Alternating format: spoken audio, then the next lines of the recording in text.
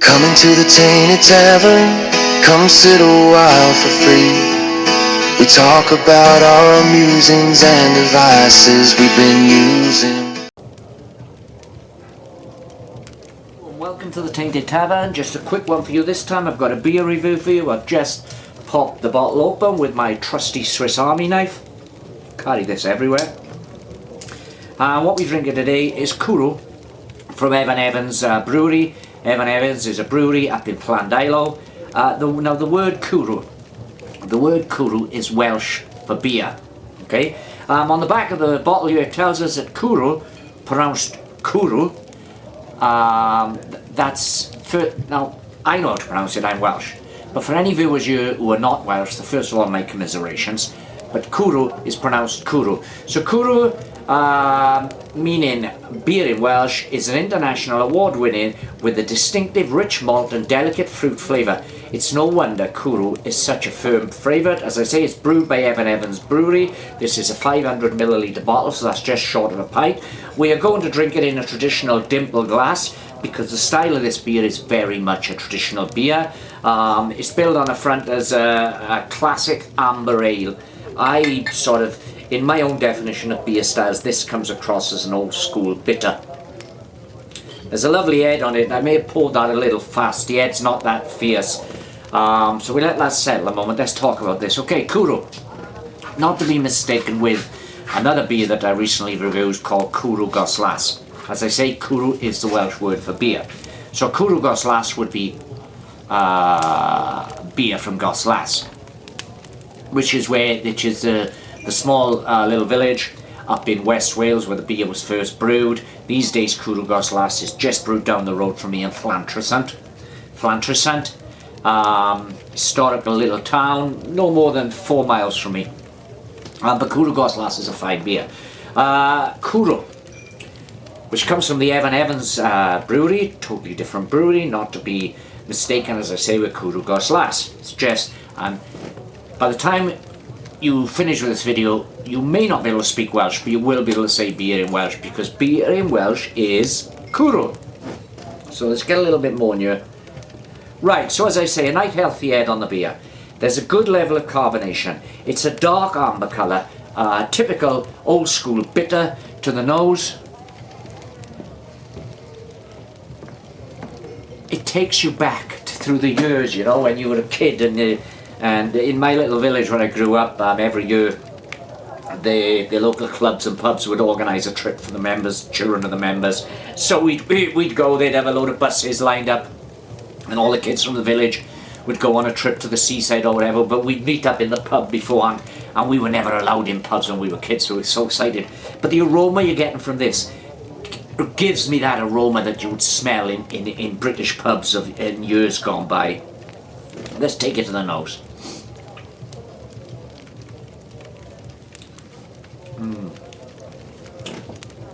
Very malty, biscuity tastes, and when by biscuity I mean like grain, almost like a sweet shortbread. It's a proper beer taste, an old school beer taste. It's a taste that has been sampled in pubs for many decades, many decades. It's a traditional beer. You know, it's not going down the route of some of the modern versions of IPA. You get AZ IPAs and double IPAs and all that with the tropical flavours, the pineapple you can taste. This is not that. This is a traditional beer. It's very much like an old school bitter, and it's delicious. When I was a kid, the first pint I ever had in a pub was along the lines of this. It was a pint of Welsh bitter. I wasn't quite 18, so I wasn't really old enough to have it. But I went to a local pub back in the day. The pub doesn't exist anymore. With my uncle. I was probably about 16, 17 maybe. And we'd been out working all day. My uncle did a lot of work on local farms, and I was with him. I'd go with him to help. And we went in the pub, and he bought me my first ever pint. And that was Welsh bitter. Which I'm not sure who made Welsh bitter, but that was a fantastic experience which has stayed with me ever since. I don't think you can get Welsh bitter now. Used to ask for it at the bar, pint of Welsh please. But the experience I was getting with that, this reminds me of that. It's a traditional beer taste.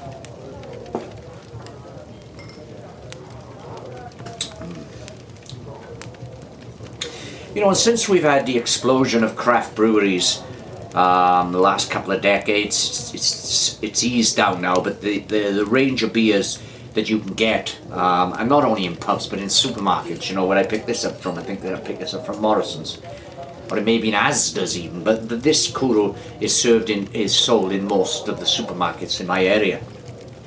But the range is really good. It's really nice, the type of the ranges you can get. And I do enjoy some of the new craft beers.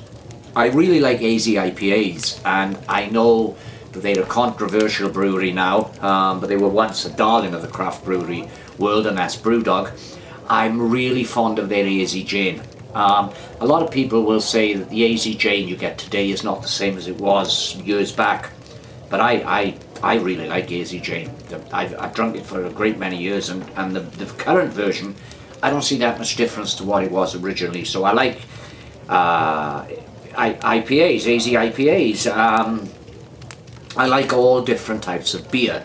I'm not a lover of anything which is on the lager style, although I do like some continental beers which are sort of towards what the British would class as a lager.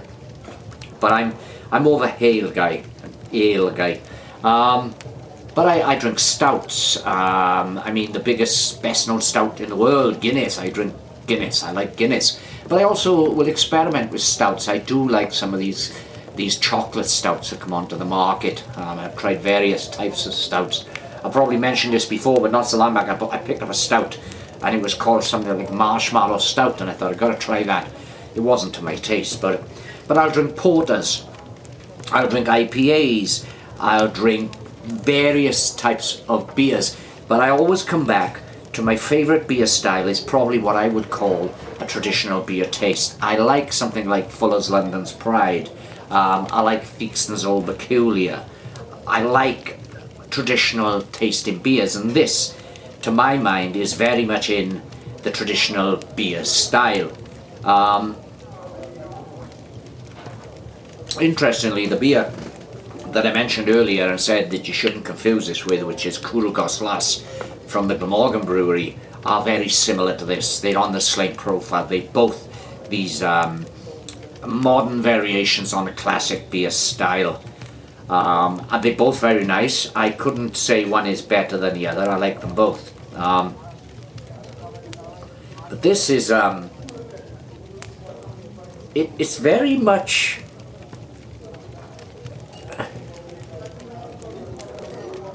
I mean, just look at it. You know, it looks like a traditional beer, doesn't it? And it is very much a traditional beer.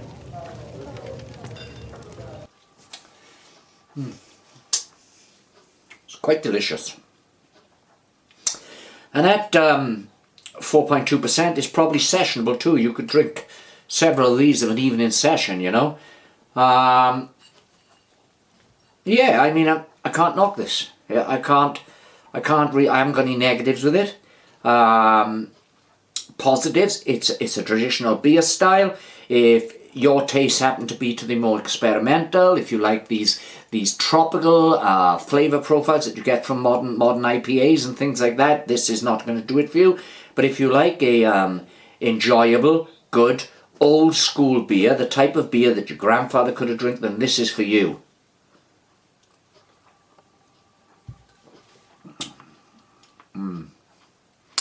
Quite delicious. So cheers, yaki da, and come back soon at the Tainted Tavern for more beer, whiskey, books, music, films, reviews, and pretty much anything in between. Bye.